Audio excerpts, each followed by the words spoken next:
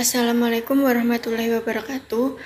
Kami dari kelompok 1 yang beranggotakan Afifah Nur Zulaikah, NIM 2152211139, kemudian Aulia Rahmawati, NIM 2152211156. Kami akan membahas tentang ketentuan pokok fikih muamalah. Fikih muamalah terdiri dari dua kata, yaitu fikih dan muamalah. Nah, fikih secara etimologi itu berasal dari kata fikiha yang artinya itu pengetahuan atau pemahaman. Nah, fikih secara umum itu mempelajari secara khusus tentang hukum atau aturan-aturan kehidupan manusia. Nah, fikih itu kan ilmu kita itu memahami norma hukum dasar yang ada di dalam Al-Quran yang masih bersifat umum, kemudian terperinci dikembangkan oleh hadis Rasulullah dan diperkaya oleh para ulama. Kemudian muamalah itu berasal dari kata amila yang berarti amal atau perbuatan. Nah, suatu perbuatan atau tindakan hubungan kepentingan antara manusia dengan manusia yang lain tentang transaksi kebendaan seperti jual beli, pembagian, warisan, hal-hal yang berhubungan dengan persengketaan yaitu gugatan, peradilan, dan sebagainya. Pembagian fikih muamalah. Nah, fikih muamalah dibagi menjadi 5, yaitu yang pertama muwadah madiyah atau hukum kebendaan. Nah, ini adalah salah satu muamalah yang mempelajari tentang objek atau kebendaan. Yang dipelajari itu sifatnya apakah benda tersebut haram, halal, atau syubhat untuk dimiliki, boleh diperjualbelikan, atau malah menimbulkan kemudaratan atau kemaslahatan bagi manusia. Kemudian yang kedua ada munakahat atau hukum perkawinan. Hukum ini menjelaskan tentang antara dua manusia yang lawan jenis kemudian melakukan akad dan ijab qabul dan menjadi keluarga yang sakinah, mawadah, dan warahmah. Kemudian yang ketiga ada amanat dan ngariyah atau pinjaman. Ini lebih orang lain itu membantu orang lain, akan tetapi orang lain itu memberinya itu secara cuma-cuma, jadi tidak dikembalikan. Jika dikembalikan maka itu bukan ngariyah. Kemudian yang keempat ada tirkah atau harta peninggalan. Nah, harta peninggalan ini biasanya itu harta yang pemiliknya itu sudah meninggal dunia. Kemudian harta tersebut dibagikan kepada anak cucu atau kerabatnya sesuai syariat Islam. Terakhir ada muhasanat, hukum acara. Hukum ini menjelaskan tentang peradilan atau aturan-aturan hukum yang berasal dari UUD 1945 dan sesuai syariat agama. Ruang lingkup fikih muamalah. Ruang lingkup fikih muamalah itu ada dua, yaitu yang pertama al-muamalah al-adabiyah. Al-muamalah al-adabiyah merupakan muamalah yang berkenaannya terhadap tindakan, sikap, dan perilaku dan bersumber dari lisan. Kemudian anggota badan yang dasarnya adalah kesopanan dan peradaban untuk mampu terciptanya masyarakat madani atau civil society. Macam-macam al-muamalah al-adabiyah antara lain yaitu bersikap baik dan adil, kemudian bersikap jujur, bersikap amanah, tidak ingkar janji dan tidak berkhianat, kemudian bersikap toleran. Kemudian ruang lingkup yang kedua yaitu al-muamalah al-madiyah.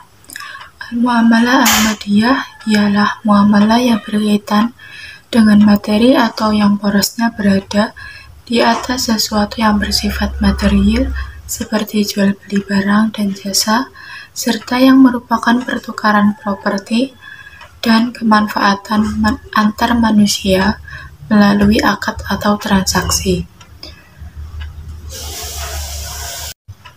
Di bawah ini ada beberapa macam al-muamalah al-madiyah. Yang pertama yaitu jual beli atau al-bay.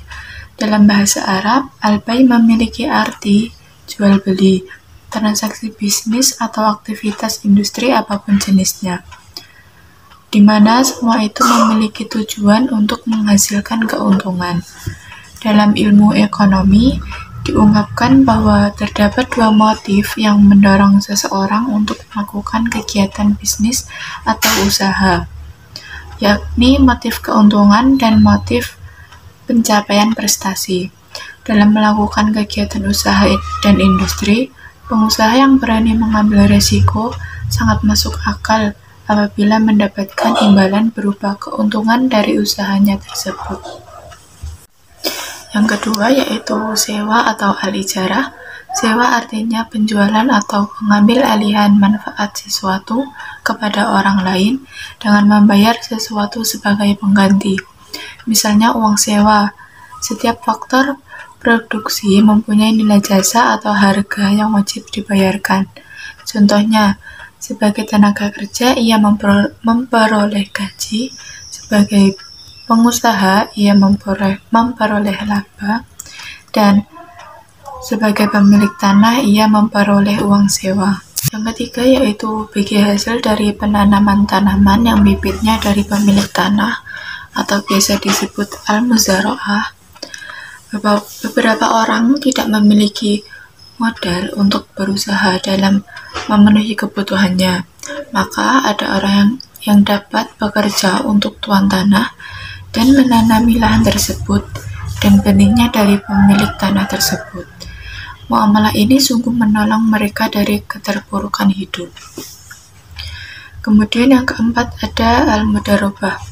Al-mudarobah yaitu suatu akad kerjasama untuk melaksanakan suatu usaha antara dua pihak, yaitu pihak penyedia modal atau sahib al-mal dengan pihak yang mengelola usaha atau mudharib.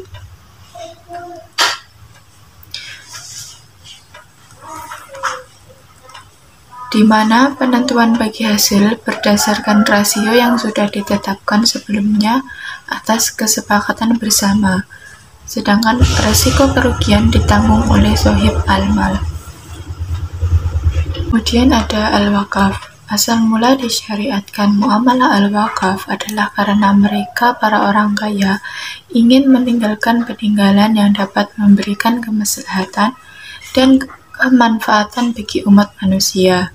Dan dari hadis yang diriwayatkan Ibnu Umar, bahwa Umar radhiyallahu anhu pernah berkonsultasi kepada Nabi Muhammad SAW mengenai apa yang sebaiknya diperbuat dengan tanah yang ia punya di Khaybar, sedang ia tidak memiliki uang. Kemudian Nabi berkata, "Jika kamu suka, wakafkanlah aslinya dan kamu bersedekah dengannya."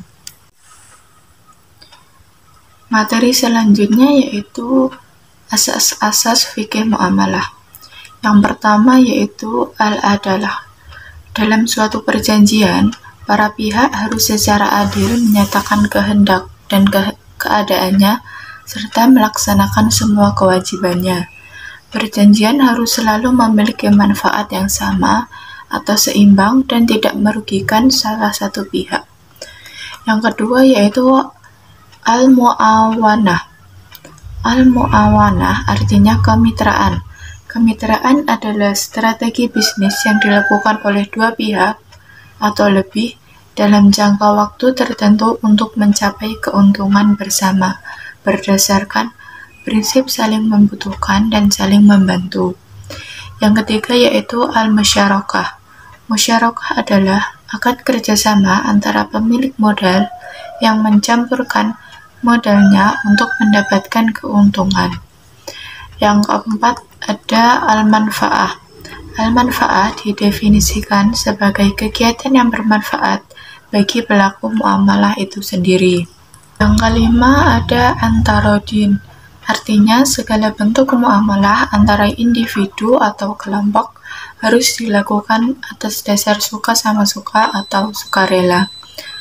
Yang keenam ada adamul gharar. Secara bahasa, adamun artinya tidak ada atau sementara.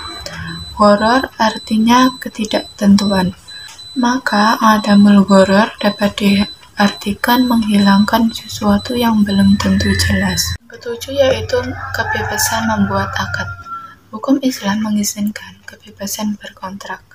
Dinyatakan bahwa siapapun dapat membuat kontrak apapun tanpa terikat kepada nama-nama yang telah ditentukan dalam undang-undang syariah dan tidak berakibat memakan harta sesama dengan jalan batil. Yang kedelapan yaitu al-musawah. Asas ini memiliki konotasi atau kesetaraan, artinya semua pihak dalam muamalah adalah sama. Yang kesembilan yaitu asidik. Islam memerintahkan manusia untuk menjunjung kejujuran dan kebenaran. Jika kejujuran dan kebenaran tidak dihadirkan dalam muamalah, maka akan mempengaruhi keabsahan akad. Yang selanjutnya yaitu urgensi fikih muamalah dalam akuntansi syariah. Penerapan fikih muamalah dalam akuntansi syariah dapat diberi komposisi seimbang sehingga akuntansi syariah memiliki nilai lebih dalam mengembalikan kesadaran kepada Tuhan. Transaksi-transaksi syariah banyak menggunakan istilah asing. Contohnya murabahah, salam, istisna, mudarabah, musyarakah, ijarah, dan sebagainya. Hal ini akan memberatkan mahasiswa yang baru mendengar istilah tersebut langsung masuk pada proses pelaporan keuangan. Walaupun pengertian di atas dibahas sekilas dan sudah terdapat pada PSAK, komposisi ini juga terlihat pada ujian sertifikasi akuntansi syariah yang diadakan oleh Ikatan Akuntan Indonesia, di mana level pertama membahas tentang berbagai jenis transaksi dan sumber hukum Islam sebelum memasuki ujian level kedua yaitu PSAK Syariah. Namun, ketika fikih muamalah dimasukkan lebih kental, maka mahasiswa mulai menyadari substansi transaksi lebih mendalam bahkan dapat dipraktekkan dalam kehidupan sehari-hari tanpa harus menunggu bekerja yang berkaitan dengan entitas syariah. Sehingga mata kuliah akuntansi syariah memiliki multi goals atau tujuan ganda, yaitu mahasiswa dapat menjalankan berbagai transaksi yang tidak bertentangan dengan syariah agar terhindar dari harta haram dan mereka siap pakai dalam dunia kerja jika bekerja pada entitas yang berkaitan dengan syariah. Mungkin cukup sekian penyampaian materi dari kelompok 1. Kurang lebihnya mohon maaf. Wassalamualaikum warahmatullahi wabarakatuh.